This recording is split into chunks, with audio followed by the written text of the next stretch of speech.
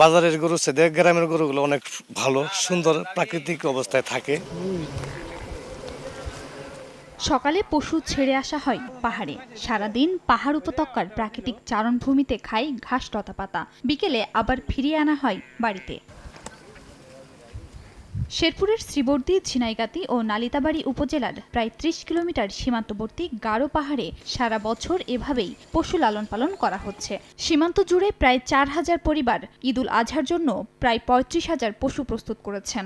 আমার এই দেশে গরু মনে করেন লতা পাতা খা, পাহাড়ি গরু, কিন্তু খামারি গরু নোয়া, এই জন্য মাংসের স্বাদ বেশি লাগে। আঙ্গইতির গরু কোনো ভিটামিন খেলে নাকি কিছু পাহাড়ি গরু পারো সারি থুই অবি খায় দের বিকালে আমরা নিয়ে আসি। কোনো খাদ্য মাত্য দিতে লাগে না, পাহাড়ও বেড়ায় খায়।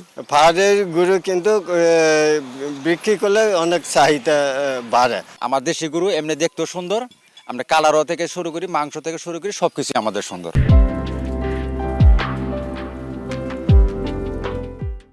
এরই মধ্যে বিভিন্ন এলাকা থেকে দেশি জাতের পশু কিনতে ভিড় করছেন ক্রেতারা। সবার কাছে শুনছি যে এই জায়গায় গরু ভালো দেশি গরু পাওয়া যায়, এর জন্য আসছি আর কি দেখতে, কিনতে পছন্দ হয়েছে মোটামুটি আর কি। বাজারের গরু চেয়ে গ্রামের গরুগুলো অনেক ভালো, সুন্দর প্রাকৃতিক অবস্থায় থাকে। পাহাড়ের পরিবেশে প্রাকৃতিক উপায়ে পালন করা পশুর মাংস নিরাপদ ও স্বাস্থ্যসম্মত বলে জানায় প্রাণী সম্পদ বিভাগ।